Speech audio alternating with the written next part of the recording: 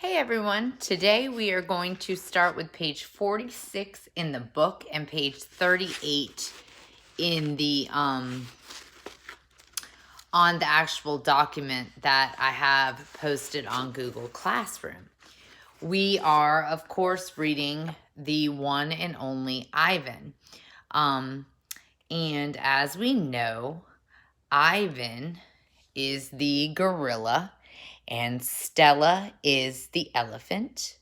There is Julia, who is the girl, and there's Bob, who is the dog. And those are pretty much the main characters right now. And so we took a break last week, and so this week we are going to be reading again. And so we are going to read a little bit longer this week, and then we're going to have an exercise, well, basically a worksheet where you guys are going to be filling out some of the questions. We're going to have a little bit longer reading this week. And so you're going to follow along with me as I read in the book, and you can read along with me with the actual, while I read the book, you guys can read with the computer. And so here we go. We're going to skip a few pages, as you can see. And so we can get on with the book. So here we are with Julia, who is the girl, drawing pictures of Bob. And again, this is told from Ivan, who is the gorilla, the silverback gorilla, his point of view.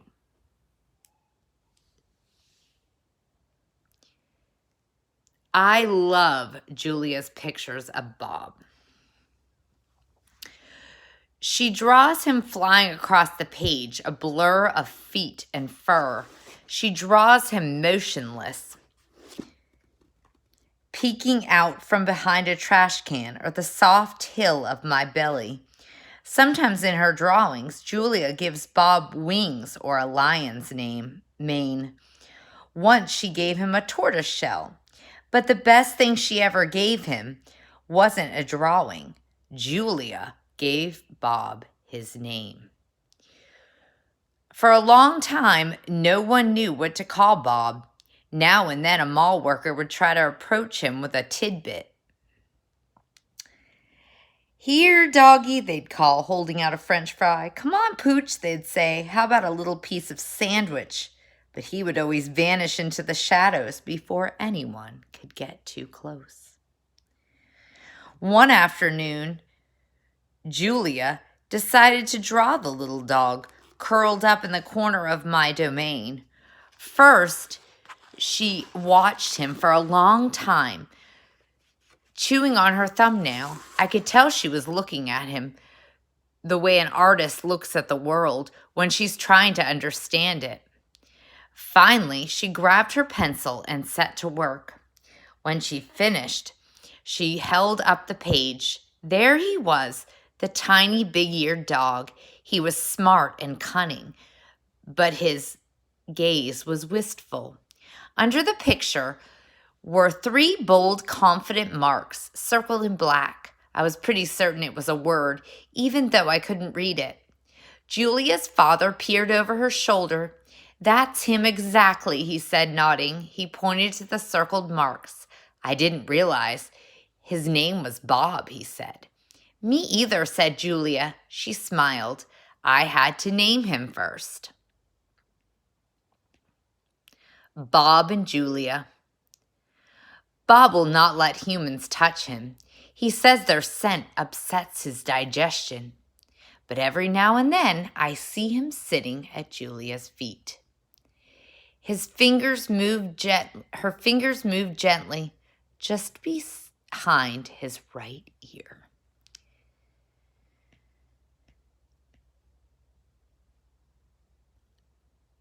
Mac. Usually Mac leaves after the last show, but tonight he is in his office, working late. When he's done, he stops by my domain and stares at me for a long time while he drinks from a brown bottle. George joins him, broom in hand, and Mac says the things he always says. How about that game last night? And Business has been slow, but it'll get better, you'll see. And don't forget to empty the trash. Mac glances over at the picture Julia's drawing. What are you making? He asks her. It's for my mom, Julia says. It's a flying dog. She holds up her drawing, eyeing it critically. She likes airplanes and dogs. Jack murmurs, sounding unconvinced. He looks at George. How's the wife doing anyway? About the same, George says. She has good days and bad days. Yeah, don't we all, Max says. Max starts to leave, then pauses. He reaches into his pocket, pulls out a crumpled green bill, and presses it into George's hand. Here, Max says with a shrug, buy the kids some more crayons. Mac is already out the door before George can yell, thanks. Not sleepy. Stella, and we know Stella's the elephant.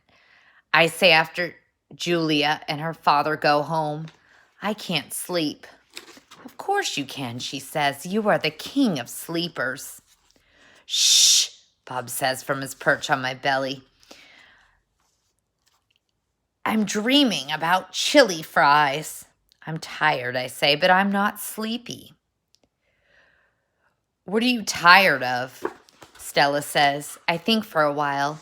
It's hard to put into words. Gorillas are not complainers. We're dreamers, poets, philosophers, nap takers. I don't know exactly.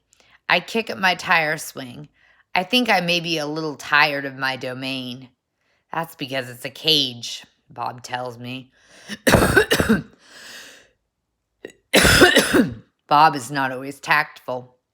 I know, Stella says. It's a very small domain. And you're a very big gorilla, Bob adds. Stella, I ask. Yes. I noticed you were limping more than usual today. Is your leg bothering you? Just a little, Stella answers. I sigh. Bob resettles. His ears flick.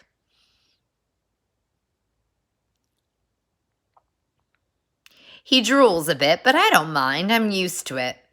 Try eating something, Stella says. That always makes you happy. I eat an old brown carrot. It doesn't help, but I don't tell Stella. She needs to sleep.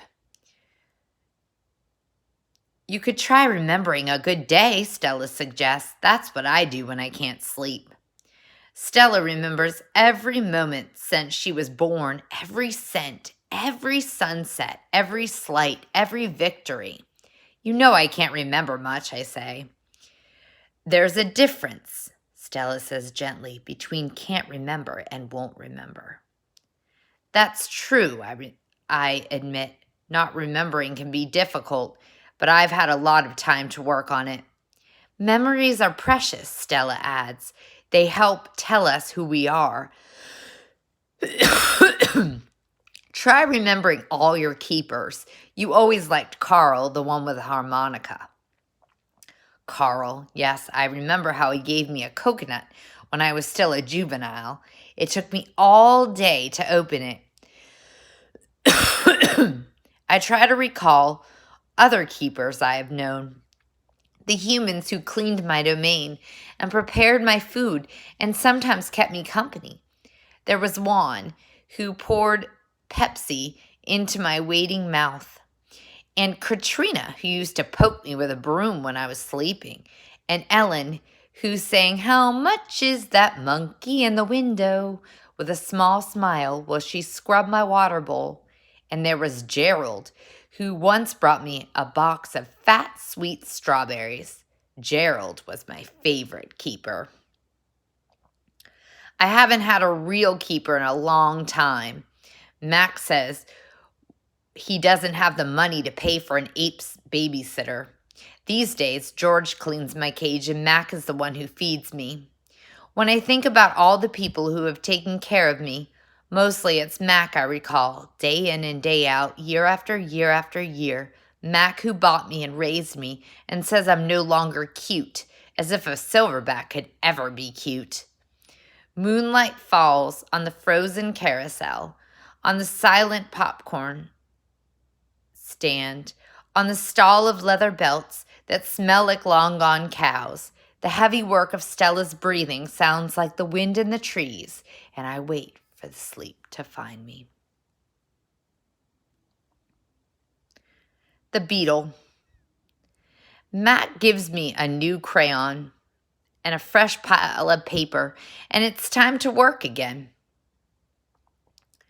I smell the crayon, roll it in my hands, press the sharp point against my palm. There's nothing I love more than a new crayon.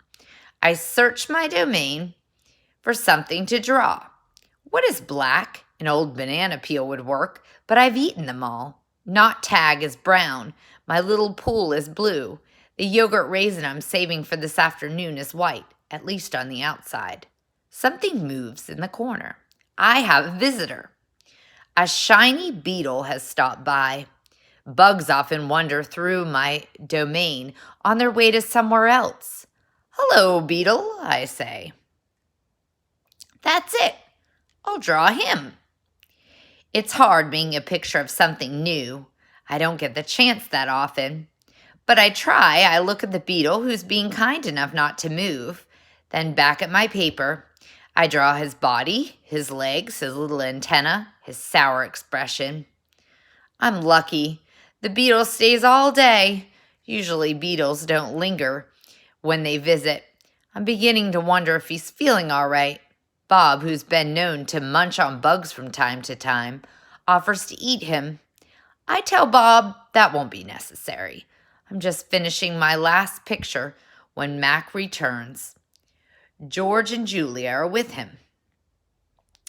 Mac enters my domain and picks up a drawing. What the heck is this? He asks. Beats me what Ivan thinks he's drawing.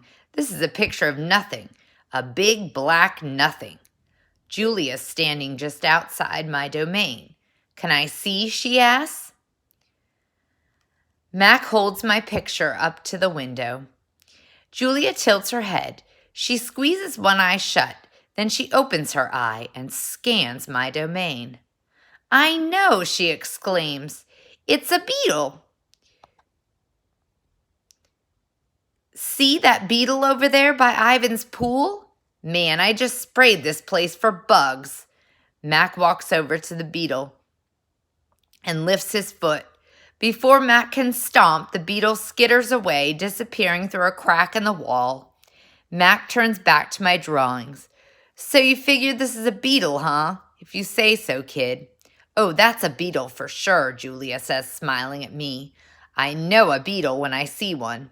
It's nice, I think, having a fellow artist around. Change. Stella is the first to notice the change, but soon we all feel it.